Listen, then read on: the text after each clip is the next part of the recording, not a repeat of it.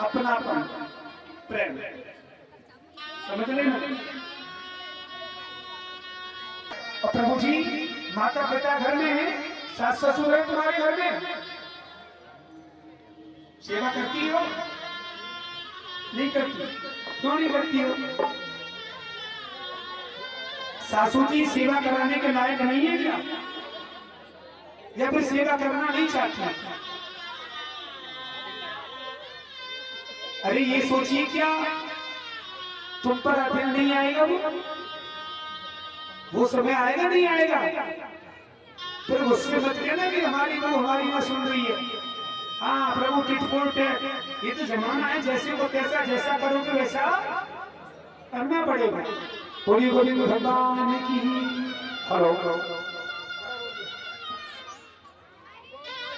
सुखदेव जी कहते हैं राजन बड़े भावपूर्वक महर्षि विदा को लिया, आए, आकर के जब देखा भीड़ लगी परीक्षित के घर, दूर दूर से संत ऋषि मुनि आ रहे थे ये दृश्य देखने को कि श्रृंगी ऋषि का श्राप लगा है और मरना पड़ेगा।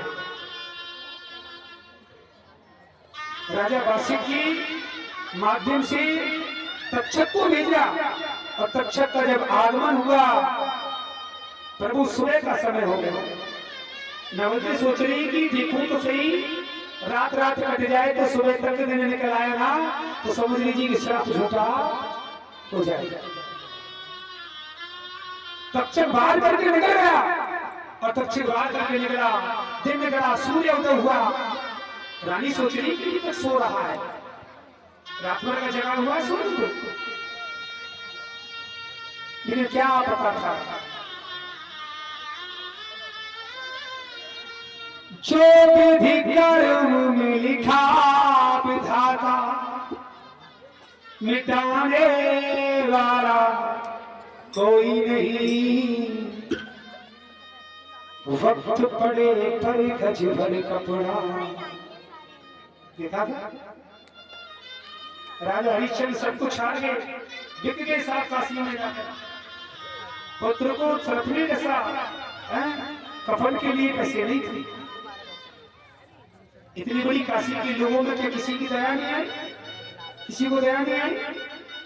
लेकिन नहीं, मनुष्य गलत नहीं होता, समय विकृत होता, समय गलत है, इंसान कभी गलत नहीं होगा। अरे समय सही हो जाता है, मनुष्य भी सही लगने लगता है। अपने आप को थोड़ा सामर्थ्यवान बनाना इस कलयुग में, पर हाँ किसी का बुरा मत सोचना, बुरा मत करना, बस। बोली बोली भगवान की।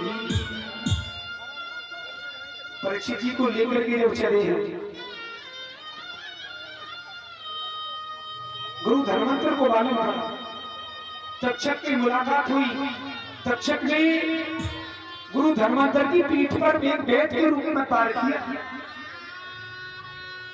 और धर्मंतर की जहां जहां तक दृष्टि जा सकती थी ना वहां तक विश्व करता था, जहर कम होता, लेकिन नहीं। गुरु जी की दृष्टि अपनी पीठ पर कैसे जाए, माथे में गाड़ दिया, ढाल बजाने लगे, फिर निकाल लिया, एक लाख रुपया चेलाओं को दिया, छोटे छोटे शरीर के टुकड़े किए, उनको बनाने के लिए रखा।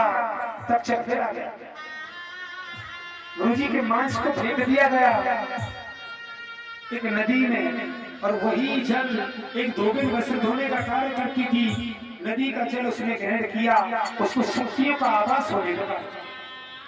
सब लोग परीक्षित को देखने के लिए परीक्षित के घर जा रहे थे, लेकिन उसने मंत्र उच्चारण करके ना परीक्षित की बॉडी को चुरा लिया था। नगर में शोर हो गया कि परीक्षित का निधन हुआ है और चोरी होगी बॉडी, शरीर नहीं है। मालूम पड़ा, नगर के लोगों ने प्रहार किया, बोले जब इसको मंत्र उच्चारण करके चुरा सकती है तो तू इसको जिंदा भी कर सकती।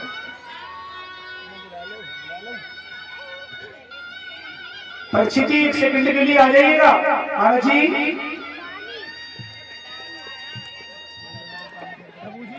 कहा कि तू इसको मंत्र उच्चारण करके तू इसको जब चुरा सकती है तो इसको जिंदा भी कर सकती है। कौड़ों का प्रहार किया, मंत्र उच्चारण करने लगी, मंत्र ज्यादा हो गए, परीक्षित की बॉडी फटी और सीधा मोक्ष धाम पधारी। बोली गोविंद भगवान की जय हो। श्रीमद् भागवत महापुराण की जय हो। 500 रुपए का गुप्तदान ना कर और ये 501 रुपए का पुरस्कार गजराज सनो हरिंदर भैया आपकी तरफ से प्रदान हुआ है। बार बार धन्यवाद, बार बार साधुवाद।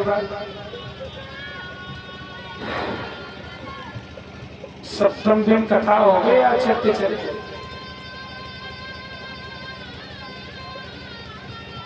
आनंद आया भैया, पूरा आनंद आया है? अरे और देखो कैसी कृपा हुई गोविंद की है? और अभी तो होली कोई महीना चल लो हाँ, कि प्रभु की चर्चा को सुनने को मिला। कहीं भी हो प्रभु का गुणगान, है ना? वहाँ सनातन धर्म में जन्म लिया है भाई। हम लोग आगे नहीं बढ़ेंगे तो कौन बढ़ेगा बताइए? अरे धर्म की प्रबलता तो बाद में होती है, पहले तो मनुष्य को खड़ा होना होता है ना। धर्म के क्षेत्र में कभी पीछे मत। हाँ, और कल बड़े भाव से भंडारा होगा और प्रसाद को ग्रहण करने के लिए अवश्य भंडारा खाने आओ। कौन कौन आएंगे ये हाथ खड़े करने? सभी से क्षमा याचना वंदनीय हूँ। अरे बालक हूँ, इंसान हूँ, गलती हो ही जाती है ना? तो जो भी गलती हो ना तो माफ बड़े अवश्य कर देना, दिल में धारण करके मत बैठे रहना। बोली गोविंद भगवान की जय जय श्री राधे श्याम।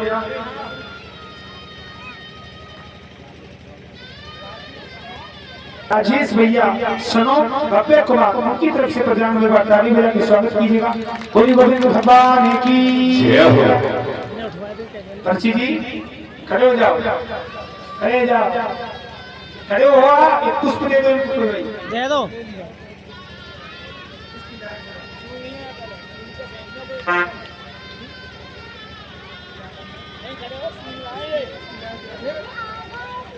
ये पुष्प सोना और पीछे फेंक देना, हाथ मत लगाना कोई पुष्प को, है ना? ओम कामो शर्कामो मोक्षामो राधिति प्रेम भक्ति योगे जते पुरुषोत्तम नमः कृष्णाय वासुदेवाय परमात्मने प्रत्यक्षलेश नासाय गोविंदाय नमो नमः। बोली गोविंद भगवान की श्रीमद् भागवत महापुराण की जय जय श्री